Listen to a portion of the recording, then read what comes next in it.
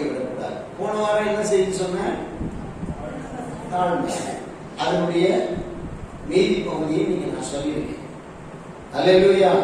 அப்ப தாழ்மை என்பது நம்முடைய வாழ்க்கையில எவ்வளவு முக்கியமோ, அடுத்தது கிறிஸ்தவ ஜீவியத்தினுடைய அச்சு அடையாளமாய் விளங்குகிற 6வது காரியம் என்னன்னாக்கா, படைத்தவரின் சித்தம் செய்தல் அல்லது தேவ சித்தம் செய்தல் அல்லது தேவனுடைய சித்தத்தை நிறைவேற்றுதல், தேவ சித்தத்துக்கு தன்னை அர்ப்பணித்தல், தேவ சித்தத்தையே தன் வாழ்க்கையாக மாற்றிக் கொள்ளுதல் என்பது மிக முக்கியமானது. ஒரு கிறிஸ்தவனுடைய வாழ்க்கை என்பது தன் சுய சித்தத்திலிருந்து வெளியே வரணும். தன்னுடைய சொந்த சுயமான லாபத்திலிருந்து, லாப நோக்கத்திலிருந்து வெளியில வரணும். அல்லேலூயா. கர்த்தருக்கு ஸ்தோத்திரம். அல்லேலூயா. இதுவரைக்கும் தேவாதி தேவன் இந்த ஊழியத்துல எங்களை கர்த்தர் வைத்திருக்கிறார். எங்களுக்கு பணம் கிடைச்சாலும், பொருள் கிடைச்சாலும், மதிப்பு மரியாதை கிடைச்சாலும் எல்லாம் தேவனுடைய நாம மகிமையினால கிடைச்சது. எல்லாம் அவருடைய கிருபையினால கிடைச்சது. அவருக்கே செலவு பண்ணணும்னு பண்ணிட்டு கர்த்தருக்கு ஸ்தோத்திரம். அல்லேலூயா. அதனால கர்த்தர் எங்களுடைய தேவைகளையும் ஆண்டவர் நிறுத்தி வைக்கிறது இல்லை. இல்லாம போன இடத்துல, இல்லாத சூழ்நிலையில ஒன்றை உருவாக்கி எங்களுக்கு கொடுத்து ஆசீர்வதித்து வருகிறார். பாருங்க, தேவனுடைய சித்தம் என்பது என்ன? தேவனுடைய சித்தம் என்பது என்ன? நல்லா புரிஞ்சுங்க.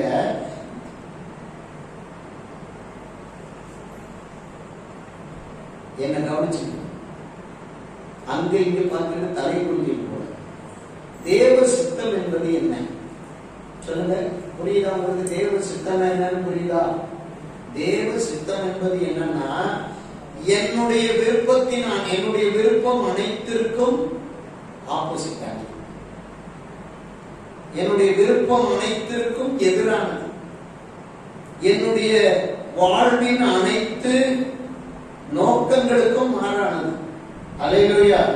ஆனா எனக்கு ஆசீர்வாதமானது, என் வாழ்க்கைக்கு நலமானது, என் வாழ்க்கையை கட்டி எழுப்பக்கூடியது, என் வாழ்க்கையை மேன்மைப்படுத்தக்கூடியது, என் வாழ்க்கையை உயர்த்தக்கூடியது, என் வாழ்க்கையை பரலோக வரைக்கும் கொண்டு சேர்க்கக்கூடியது, என் வாழ்க்கையை அவருடைய வாழ்க்கையை போல அவருடைய சாயலாக மாற்றக்கூடியது.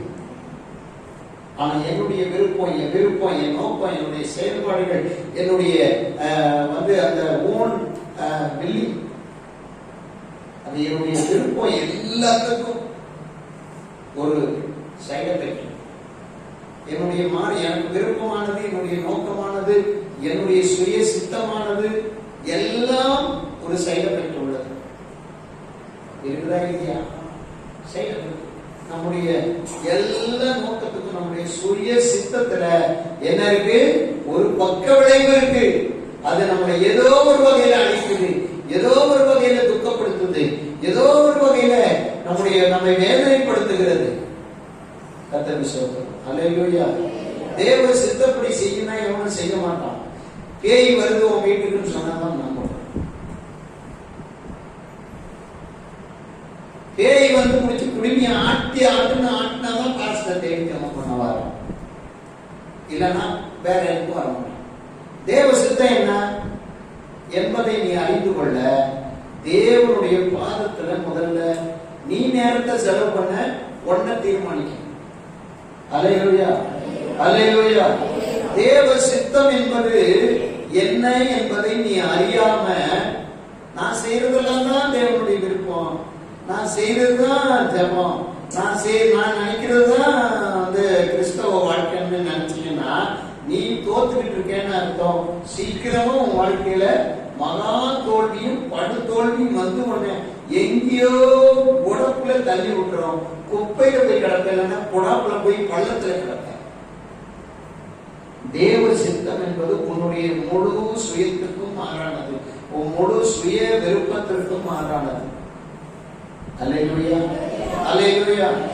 சொல்றார், என் சிலுவை எடுத்துக்கொண்டு என்னை பின்பற்றாதவன் எனக்கு பாத்திரன் அல்ல.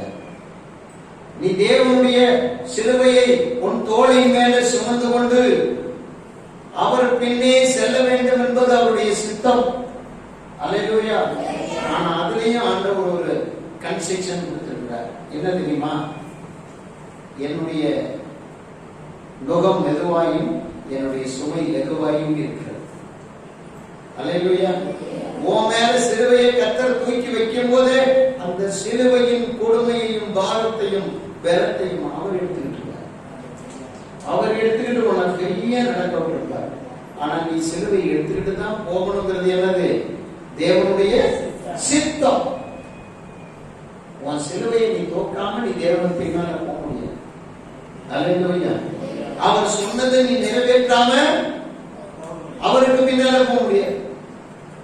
அவர் கேட்டார், ஒருத்தன் வந்தா, ஆண்டவரே உம்மை பின்பற்றி வர விரும்புகிறேன்.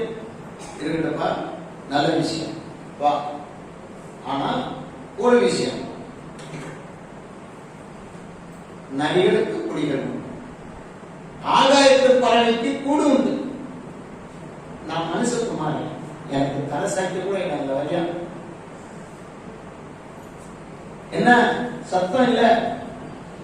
ஏசு ஆசீர்வதிப்பார்னு வந்தோம், ஏசு எல்லாம் கொடுப்பார்னு வந்தோம். நீங்க பாசி இப்படி சொல்ற, நாங்க என்ன பண்ண? எல்லாம் கிடைக்கிறது தானே வந்தோம். இயேசுக்கு தரசாட்சி இடம் நீ வரியா இல்லையா? இயேசுக்கு என்ன வரியா? அல்லேலூயா, அல்லேலூயா. இயேசுக்கு தரசாட்சி இடம் இல்லை. ஒருத்தங்க வர வேண்டாமே சொல்லிட்டார். அப்பா லேகியோன் ஒருத்தன் விடுதலையானாலே லேகியோன் பிசாசு பிடிச்சவன். அவனை விடுதலை ஆக்கணும்னா உடனே வஸ்திரம்லாம் தரித்து, ஆண்டவரே உமக்கு பின்னே உண்மையை பின்பற்றி வர எனக்கு என்ன கொடுக்க வேண்டும்? அனுமதி கொடுக்க வேண்டும் என்று கேட்டான். ஆண்டவர் சொல்றாரு, வேண்டாம், நீ நேர போய் உன்னுடைய ஜனத்தாருக்கு எனத்தாருக்கு நான் செய்த அற்புதத்தை காட்டு. அதான் தேவ சித்தம். அல்லேலூயா. நீ காட்டுறியா? நீ காட்டுறியா? நீ காட்டுறியா? இயேசுவை காட்டுறியா? உன்னை கர்த்தர் எப்படி ஜீவத்தை நீர் கொடுத்தாரு, என்ன காப்பாத்தினாரு, உயிரை கொடுத்தாருன்னு சொல்றேன். ஓகே, நல்ல விஷயம் தான், கொடுத்துட்டாரு. நீ என்ன பண்ணிக்கிருக்க? எல்லாம் பாய்சன் கொடுத்துக்கிட்டு இருக்க, விஷத்தண்ணி கொடுத்துக்கிட்டு இருக்கியா? அத்தனை சிட்டு நாசமா போட்டுன்னு பார்த்துக்கிட்டு இருக்கியா? உனக்கு எப்படி தேவ சித்தம் நீ நிறைவேற்றுறேன்னு சொல்ல முடியும்? அல்லேலூயா, அல்லேலூயா. இயேசுவானவரை பிதாவாகிய தேவன் இந்த பூமிக்கு அனுப்பினது முழுக்க முழுக்க பாடு செய்ய. அது 53ஆம் அதிகாரத்தில் பார்ப்போம். அவர் அழகும் இல்லை, சௌந்தரியமும் இல்லை. அவருடைய முகத்தை பார்க்கும்போது அவரை எண்ணாமல் போனோம். அல்லேலூயா. அவர் அசட்டை பண்ணப்பட்டிருந்தார், மனுஷரால் புறக்கணிக்கப்பட்டிருந்தார், பாட அனுபவிக்கிறவராயிருந்தார். இயேசுக்கு தான் வந்தார். நீ எப்படி என்ன பண்ணிக்கிறீங்க? நீ அல்லேலூயா. தேவ சித்தம்னா என்னது? தேவ சித்தம் என்ன? நீ தேவ சித்தம் செய்வதற்காக இவ்வளவு பாடுகளையும் அவர் சகிச்சிருக்கார். அந்த பாதையிலேயே நீ போறது இல்லையா? தேவ சித்தம் செய்வது ஒரு 4-5 வசனத்தை படிச்சுட்டு முடிக்கலாம். தேவ சித்தம் செய்வதை குறித்து யோவான் 4ஆம் அதிகாரம் 34ஆம் வசனம் ஒருவர். யோவான் 4:34 ஒருவர். யோவான் 4:34. இயேசு அவர்களை நோக்கி, நான் என்னை அனுப்பினவருடைய சித்தத்தின்படி செய்து அவருடைய கிரியைகளை முடிப்பதே என்னுடைய போஜனமாய் இருக்கு. அப்படின்னு என்ன சொல்றாருன்னா, என்னை அனுப்பினவர் எதுக்காக என்ன அனுப்பினாரோ அதை முடிக்கிறது தான் எனக்கு சாப்பாடு. இதுக்கு இடையில எனக்கு சோறு தண்ணி இல்லாம இருந்தாலும் பரவாயில்லன்னு நடந்துகிட்டே இருக்க. ஏறக்குறைய இயேசு நடந்த எவ்வளவு கிலோமீட்டர் தெரியுமா? 150 கிலோமீட்டர் நடந்துகிட்டே இருந்திருக்கிறார். அவர் ஊழியம் செய்து 3.5 ஆண்டுகள்.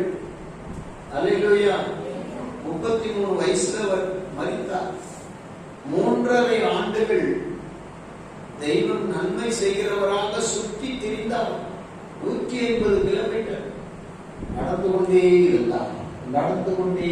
அவருக்கு வண்டியில போல, ஏரோப்ளேன்ல போல, அவர் பெரிய பெரிய ரதத்துல போல, ராஜாவாகிய மாளிகையிலிருந்து ரதத்துல ஏறி போகல, நடந்தே போறார். அல்லேலூயா, அல்லேலூயா. பிதாவின் சித்தத்தை செய்து முடிப்பதே என்னுடைய சாப்பாடு. வேற எது இருந்தாலும் சாப்பிட்டாரு. இல்லாம இல்ல, சீமோனுடைய வீட்டுல சாப்பிட்டாரு. வசதி படைத்த பெரிய ஐஸ்வர்யவான்கள் கூப்பிட்டு சாப்பாடு போட்டாங்க, அவரை கனம் பண்ணாங்க. மார்த்தாள் மரியாளுடைய வீட்டுல போய் சாப்பிட்டாரு, எல்லாம் உண்டு. ஆனாலும் அவருக்கு நோக்கமெல்லாம் பிதாவின் சித்தத்தை செய்து முடிக்கணும். என்ன அனுப்பினா இருப்பாரு, டார்கெட் என்ன வச்சு அனுப்பினா இருப்பாரு, இந்த நோக்கத்தை நான் நிறைவேற்றி முடிச்சிடணும். அல்லேலூயா. எத்தனை பேருக்கு புரியுது? அல்லேலூயா. என்னை அனுப்பினார் பாரு, என்னை பிதாவாகிய தேவன் இந்த பூமிக்கு, அவர் சொன்னது, இயேசு சொன்னது, பிதாவாகிய தேவன் என்னை பூமிக்கு அனுப்பின அந்த நோக்கம், அந்த டார்கெட் பிளான் நிறைவேற்றி முடிக்கும் வரைக்கும் நான் அதையே நோக்கமாக கொண்டு செய்து கொண்டே இருப்பேன்னு சொல்லி அவர் கொஞ்சம் கூட பேசாம செய்து கொண்டே இருந்தார். குறிப்பிட்ட நேரம் வந்தது,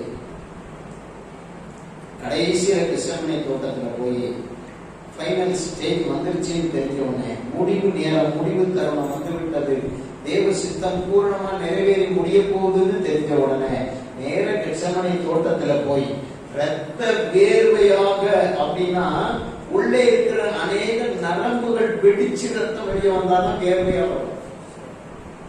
அநேக நரம்புகள் இயேசுவுக்கு அன்றைக்கு வெடித்து. அல்லேலூயா, அல்லேலூயா. அந்த நரம்புகள் வெடித்ததும் அவருடைய மனதிலே ஏற்பட்ட அந்த தேய், அந்த கலக்கம், கடைசி நேரத்தில் பிதாவாகிய தேவன் தன் முகத்தை மறைத்ததினால் உண்டான அந்த அந்தக்கேடு அவரை பற்றி கொண்ட போது அவருடைய நரம்புகள் வெடித்து சிதறியது. அன்றைக்கே அவர் பாதி ரத்தத்தை இழந்தார். அப்படியே ரத்த வேர்வை, பழப்பழப்பழப்பழம் வேர்வை வந்திருக்கலாம், உங்களுக்கெல்லாம் வேர்வை வந்திருக்கல. வெங்கடேசன் அவர் வண்டியை ஓட்டி திருப்பி வரும்போது அப்படியே கட கட கட கடன்னு வேர்வை போட்டு கொட்டும். அதுலேயே உடம்பு சொஸ்தாயிருப்பாங்க. நமக்கு பாதி பலன் போன மாதிரி இருக்கு, வேர்வை போச்சு. அவருக்கு ரத்தமே போயிடுச்சு. இயேசு எதுக்காக? பிதாவின் சித்தத்தின் ஃபைனல் ஸ்டேஜ கூட அவர் மிஸ் பண்ண விருப்பம். அல்லேலூயா.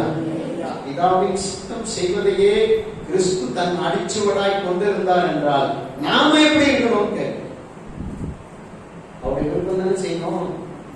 அவர் விருப்பத்தை நிறைவேற்ற தானே நம்ம வந்திருக்கிறோம். இங்க யாரு எத்தனை பேரு? நான் இயேசுவின் விருப்பத்தை நிறைவேற்றேன். அல்லேலூயா. ஏன்னா அவருடைய பிதாவாகிய தேவன் சொன்னதை அப்படி நிறைவேற்றி முடிக்கணுங்கிறதை நோக்கமா கொண்டவர் இயேசு. நம்ம இயேசுக்கு பிள்ளைதானே. அல்லேலூயா, அல்லேலூயா. நம்ம இயேசுக்கு பிள்ளைகள். அப்ப இயேசுடைய பிள்ளைகளா இருக்கிற நாமும் அவருடைய சித்தத்தை செய்ய நோக்கமாக நம்முடைய டார்கெட், நம்முடைய நோக்கம் எல்லாம், அந்த ப்ரோக்ராம் எல்லாமே எப்படி இருக்கணும்? இன்னைக்கு தேவ சித்தம் நம்ம என்னால நிறைவேறிச்சா? இன்னைக்கு ஆண்டவர் எனக்கு ஒரு நாளை கொடுத்தாரு, அந்த நாள்ல நான் அவருடைய சித்தத்தை செஞ்சு முடிச்சிட்டேனாங்கிறத நீ சாயங்காலம் யோசிக்காம படுக்கவே கூடாது. எல்லாம் திரும்பி என்ன நின்று பாரு.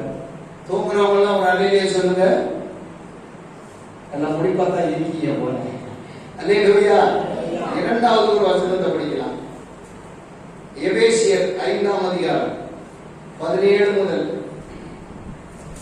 எபேசியர் 5ஆம் அதிகாரம் 17ஆம் வசனம் முதல் படிங்க.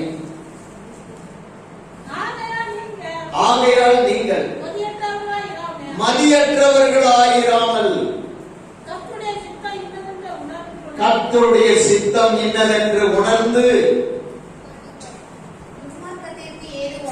துன்மார்க்கத்திற்கு ஏதுவான மதுவான வெறி கொள்ளாமல் ஆவியினால் நிறைந்து சங்கீதங்களினாலும் கீர்த்தனைகளினாலும் ஞான பாட்டுகளினாலும் ஒருவருக்கு ஒருவர் புத்தி சொல்லிக் கொண்டு உங்கள் இருதயத்தை கர்த்தரை பாடி கீர்த்தனம் பண்ணுங்கள். இதுதான் தேவ சித்தம். இதுதான் தேவ சித்தம். நீங்க மதியற்றவர்களா இருக்கக்கூடாதுன்னு சொல்றார் இந்த எபேசியர் நிருபக்காரர் பவுல். நீ மதிகெட்டவனா இருக்காதப்பா, நீ அறிவு கெட்டவனா இருக்காத. நீ மதிக்கெட்டவனாய் இருக்கிறன்னா உன் வாழ்க்கையில மதுபானத்திற்கு ஏதுவான வெறி கொண்டிருக்கிறேன்னு அர்த்தம். அப்ப உன்கிட்ட என்ன இல்ல? மனத்தெளிவு இல்ல. உன்கிட்ட மனத்தெளிவு இல்ல. அதனால நீ என்ன செய்யல? கர்த்தரை பாடல, சங்கீதங்களினால கர்த்தரை கனம் பண்ணல, கீர்த்தனைகளினால கர்த்தரை கனம் பண்ணல, ஞான பாட்டுகளினால கர்த்தரை கனம் பண்ணல. படிமான வசனத்தை பகுதிய சங்கீதங்களினாலும் கீர்த்தனைகளினாலும் ஞான பாட்டுகளினாலும் ஒருவருக்கு ஒருவர் புத்தி சொல்லிக் கொண்டு உங்கள் இருதயத்தில் கர்த்தரை பாடி கீர்த்தனம் பண்ணுங்கள் அப்படின்னு எழுதியிருக்கிறான் தேவசித்தம். உன்னை குறித்து தேவசித்தம் இல்லாமா? இல்ல என்ன பாரு, உன்னை குறித்த தேவசித்தம் இதுதான். மிஷின் அடிச்சுட்டு புதன்கிழமை வர்றதில்ல, சனிக்கிழமை சாயங்காலம் வர்றதில்ல, சனிக்கிழமை காலையில வரமாட்டேன், மற்ற நாள்ல ஜெட நாள்ல ஜபத்துக்கு கூப்பிட்டா வரமாட்டேன், டெய்லி ஜபம் இருக்கு நான் வரமாட்டேன், விழிப்பு ஜபம் 2 தடவை போன் பண்ணா வரமாட்டேன், தேவ சமூகத்தை நீ கடன் பண்ண மாட்டேன். அல்லேலூயா, அல்லேலூயா.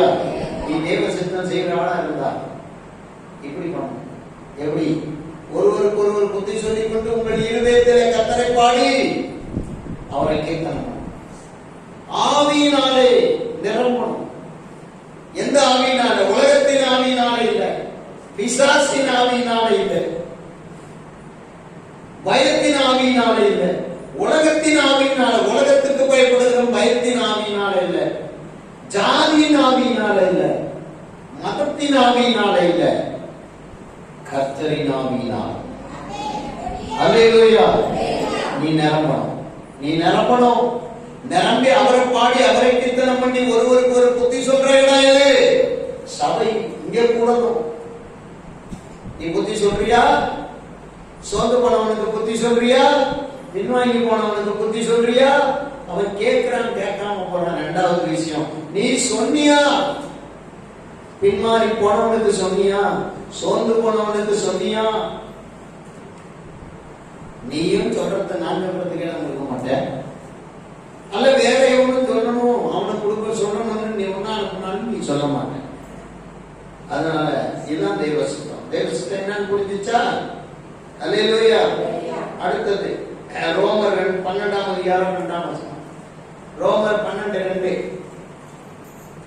ரோமர் எழுதின நிருபம் 12ஆம் அதிகாரம் 2ஆம் வசனம். நீங்கள் இந்த பிரபஞ்சத்திற்கு ஒத்த வேஷம் தெரியாமல் தேவனுடைய நன்மையும் பிரியமும் பரிபூரணமுமான சித்தம் இன்னதென்று பகுத்தறியத்தக்கதாக உங்கள் மனம் புதிதாகிறதுனாலே மறுரூபமாகுங்கள். இதுதான் தேவ சித்தம். இதுதான் தேவ சித்தம். அல்லேலூயா, அல்லேலூயா. என்ன பண்ணணும்? பிரபஞ்சத்திற்கு ஒத்த வேஷம் தரிக்க கூடாது, உலகத்துக்கு ஒத்து போக கூடாது, உலகம் சொல்றதுக்கெல்லாம் ஆட்டம் போட்டு ஆமாஞ்சாமி சொல்லக்கூடாது, உலகம் சொல்ற நிகழ்ச்சிகள் எல்லாம் நீ போய் பங்கு பெறக்கூடாது, உலகம் உன்னை கூப்பிடுகிற கணம் பண்ணுகிற இடத்துல எல்லாம் நீ கணம் அடைய கூடாது, உலகம் உன்னை மதிப்பு மரியாதை கொடுக்கிற இடத்துல நீ அந்த மரியாதையை உதவி தள்ளணும், உலகம் உன்னை தூக்கி வச்சு கொண்டாடணும்னு நினைக்கிற ஸ்தானத்தை நீ உதவி தள்ளணும், உலகத்துல உனக்கு இருக்கிற பேரு புகழ் மதிப்பு மரியாதையை தூக்கி விடணும். அல்லேலூயா. ஜாலி ஆபிரகாம் சொன்னார், பாடகர், சினிமாவில் பல சினிமாவில் நடித்தார், பல படங்கள்ல பாடல்கள் பாடினார், என்னென்ன பாட்டு பாடினார், நிறைய பாடினார், சம்பாதித்தார். ஆனா நிம்மதி இல்லை. கர்த்தரை ஏற்றுக்கொள்ளும் ஒரு சூழ்நிலை அவர் ஆண்டவர் அவருக்கு கொடுத்தார். அருமையான குரல் வளம். இன்னைக்கு அவருடைய பாடல்கள் எப்படி இருக்கு கேட்டார், ரொம்ப நல்லா இருக்கு. இயேசுவே உம் நாமத்தினால் இன்பமுண்டு யாவருக்கும். இவர் முதலியார் நடராஜ முதலியார் கொண்ட பாட்டு இவர் பாடிட்டார். அதே மாதிரி பல பாடல்கள் அவருடைய பாட்டு கேட்கவே நீங்க ரொம்ப நல்லா இருக்கும்.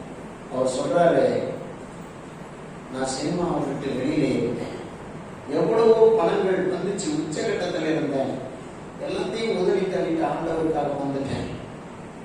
இளையராஜா கேட்டார், டி ராஜேந்தர் கேட்டார், என்ன ஜாலி பாட்டு தானே பாடி போன காசு வாங்கி போயிட்டே கொடுத்துட்டாங்க. என் கர்த்தர் கொடுத்த சந்தோஷம், என் ஆண்டவர் கொடுத்த சந்தோஷம், இதுதான் தேவ சித்தம். வந்துட்டார். இன்னைக்கு கர்த்தருடைய பாடலை மட்டும்தான் பாடுறார். இன்னைக்கும் ஆண்டருடைய சபைகளுக்கு போறார், பெரிய பெரிய மீட்டிங்ஸ்ல அவர் கூப்பிடுற இடத்துக்கு போறார். இல்லைன்னா நல்ல நல்ல பாடல்களை, ஆண்டருடைய பாடல்களை அவர் பாடி அந்த ஸ்டேடியத்துல பாடி ரெக்கார்ட் பண்ணி வீடியோல ஓடுறார். ஆண்டவருக்காக வேறு பிரிந்து வந்து விட்டார். சினிமாவில் இருந்த பேர் புகழை எல்லாம் தூக்கி போட்டு வந்து விட்டார். அதே போல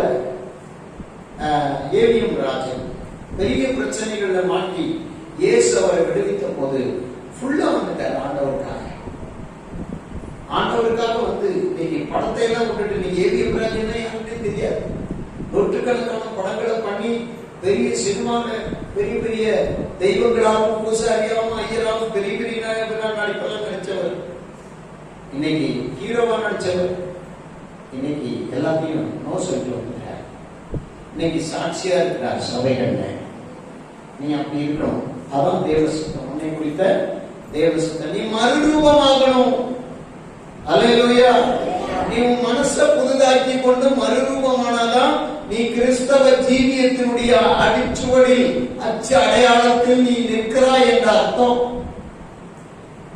நீ உலகத்தை விடாம எல்லாத்தையும் இம்ப்ரீஸ் பண்ணிக்கிட்டு, உலகத்தையும் பார்த்துக்கிட்டு, உலகத்தையும் கவனிச்சுக்கிட்டு, உலகத்துக்கும் ஊழியம் செஞ்சுக்கிட்டு, உலகத்தில் உள்ள எல்லாத்துக்கும் பேரு புகழுக்கும் நமஸ்தே போட்டுக்கிட்டு, அல்லேலூயா. ஒரு கிறிஸ்தவன் என்ன செய்யலாம்? நேர போய் இந்து கோயில்ல வரி கட்டணும்.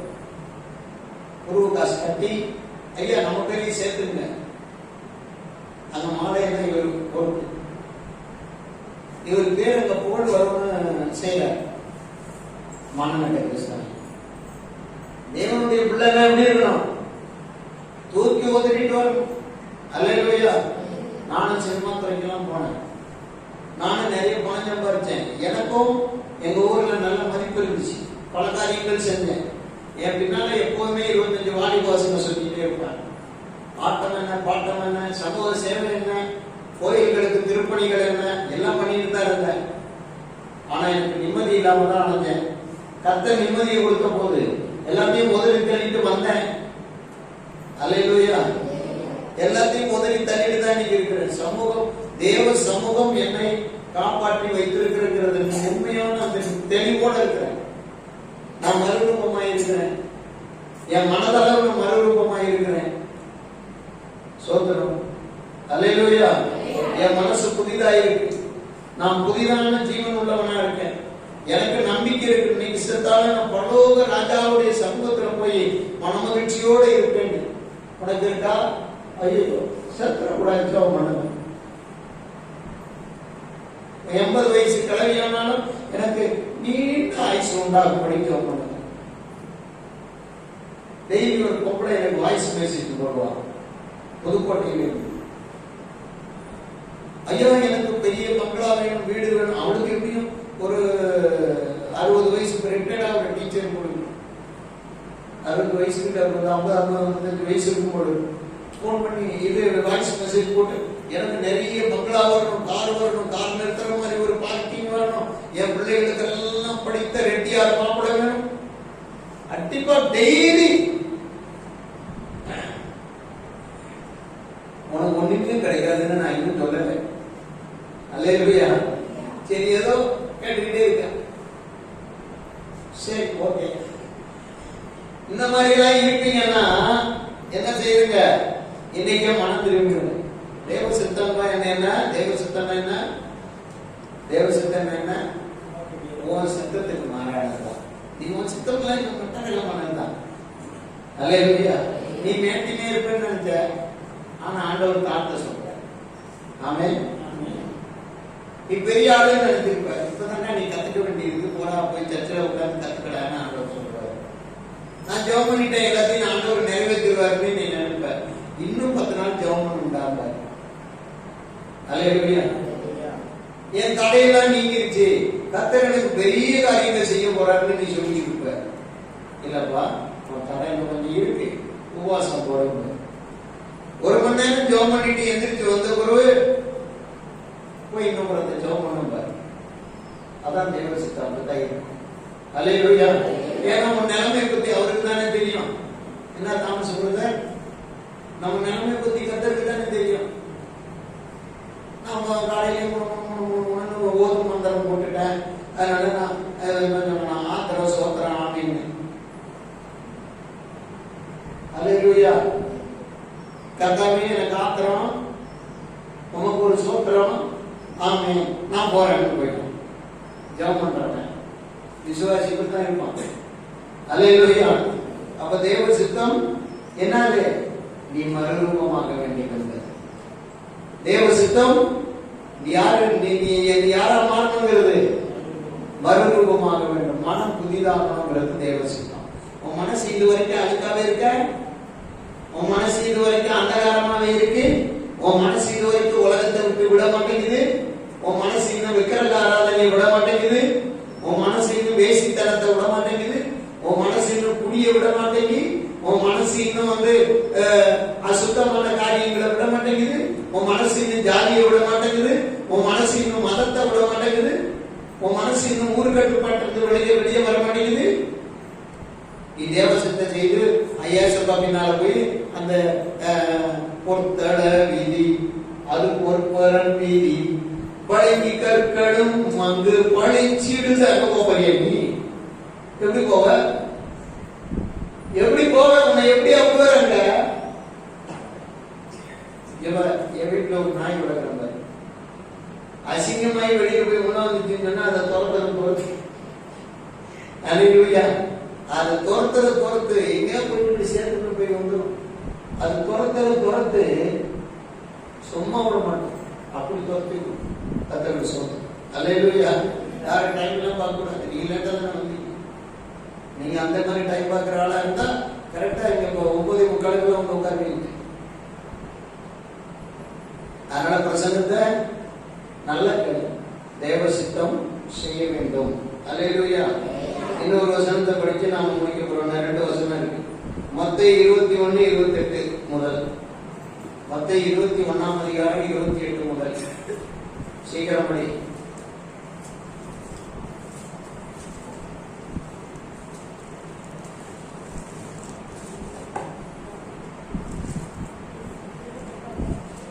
இருபத்தி 1ஆம் அதிகாரம் 28ஆம் வசனம் முதல்.